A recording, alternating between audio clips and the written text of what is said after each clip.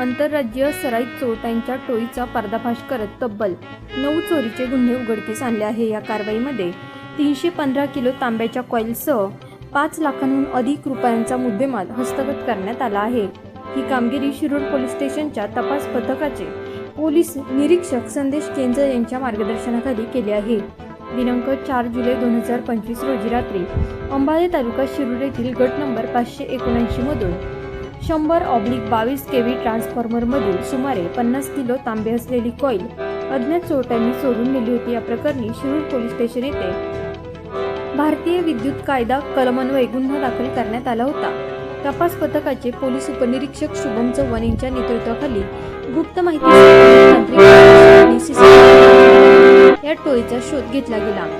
गुप्त माहितीच्या आधारे चिखली पुणे येथे सापळा रचून मारुती सुझुकी SX गाडी क्रमांक MH01 AH 3912 या वाहनासह यातील 3 आरोपी लवकुश कुमार गौतम वय वर्ष 22 मूळ राहणार सिद्धार्थनगर उत्तर प्रदेश, मोहम्मद फरहान खान वय वर्ष 21 मूळ राहणार सिद्धार्थनगर उत्तर प्रदेश व मुजाहिर शौकत अली खान वय वर्ष 22 मूळ राहणार सिद्धार्थनगर उत्तर प्रदेश सर्वजण सध्या राहणार कुदळवाडी चिखली या आरोपींनी राहुल गुप्ता व लवकुश मिश्रा पूर्ण नाव पत्ता माहीत नाही यांच्यासह मिळून 9 गुन्ह्यांची कबुली दिली आहे।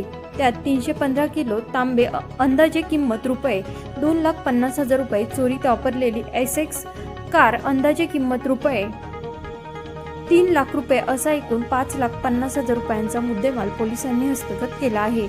याबाबतची माहिती पोलिसांनी दिनांक 17 जुलै रोजी दुपारी 2 वाजण्याच्या दरम्यान दिली आहे।